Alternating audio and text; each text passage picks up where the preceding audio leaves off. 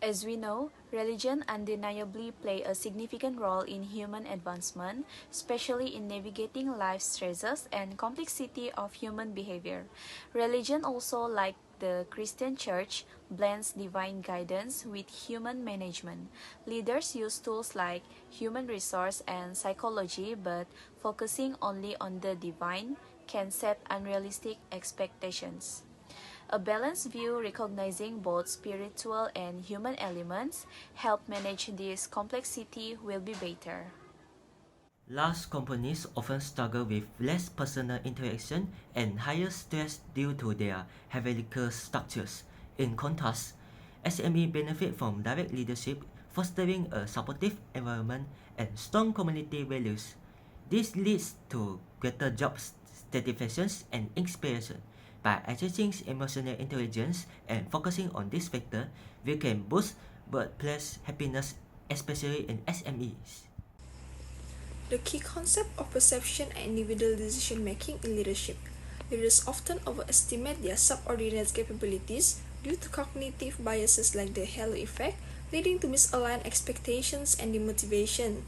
Bloom's expectancy theory highlights that employees are driven by the belief that their efforts will lead to desired outcomes, but large gaps between managerial expectations and actual abilities can harm motivation and performance. Effective leadership requires self-awareness, realistic goal setting, and robust feedback mechanisms to align perception with actual capabilities, fostering a supportive environment that enhances employee satisfaction and productivity. Emotion and mood. Emotion provide valuable information about the environment and have a significant impact on thoughts and behaviors. Recognizing, understanding, and effectively managing emotion can result in better outcome in both personal and professional settings. Emotion in leadership is a critical and complex process that significantly influences organizational outcomes. Communication is the exchange or transfer of signal, facts, ideas, and also symbols between the receiver and also the sender. This requires a common language, which may be in a spoken, a written, and also non-verbal to convey a message. An effective communication involves a sender encoding a clear message, a receiver decoding it, and also feedback to ensure the understandings. Sometimes we think that we are all on the same boat with the same directions.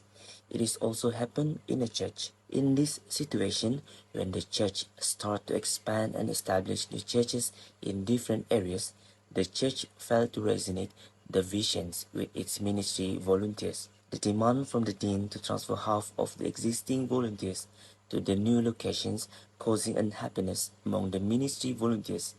Even though the church assures that the participation is optional, but the damage is already done. The dean understanding of the situation is affected because of the lack of closeness with the volunteers, which is due to the complex organizational structure.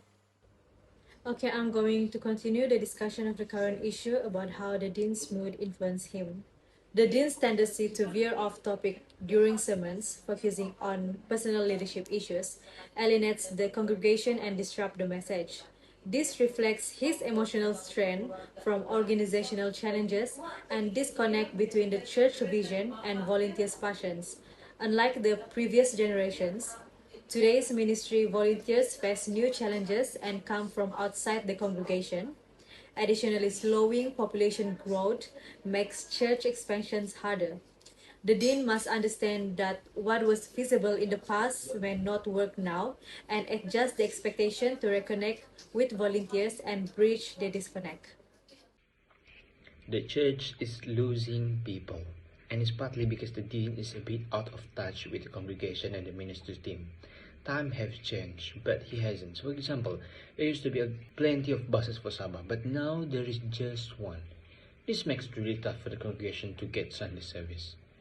When the dean talks without acknowledging the struggle, it brings people down and make think about giving up on their faith and volunteer work.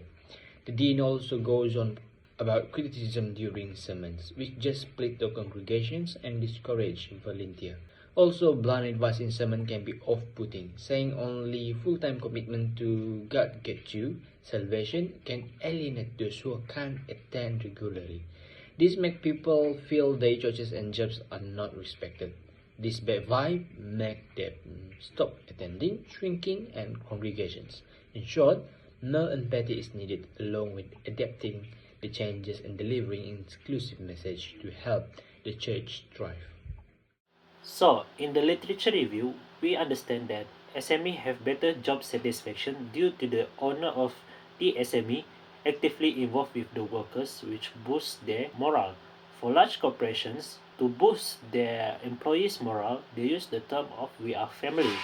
The dean can somehow translate it and use it to boost the staff and the volunteers in the ministry morale by building intimacy with them. But understandably, the Anglican is a very structured denomination, and the dean have other responsibility to attend to, which make it is impossible for him to build intimacy. So we propose another solution. The other solution is to hire a professional in clinical psychology that have same importance as priest, or even better, the priest itself learn clinical psychology. Because when we look at it, we cannot build intimacy with the congregations when you in sermon where you speak to hundreds of people. Intimacy is built during one-on-one deep conversation, which is only possible during counseling session. If the church really promote counseling session that have professional in it, the congregation might feel open to talk, and this can build intimacy with them that also make them rely to church. Since people are lonely, they tend to go to the pub, to the bar, to alcohol, to resort to smoking. So instead of that unhealthy behavior, they can come to church instead. This give them meaning to come to the church, and this give positive dominoes effect. They come to the church because they feel they relate to the church. They can open up to the priest, and also maintain the number of congregations or even improve it. Also, improve the number of volunteers in the ministry, and that is why we believe that this second solution can solve most of the problems mentioned in this paper.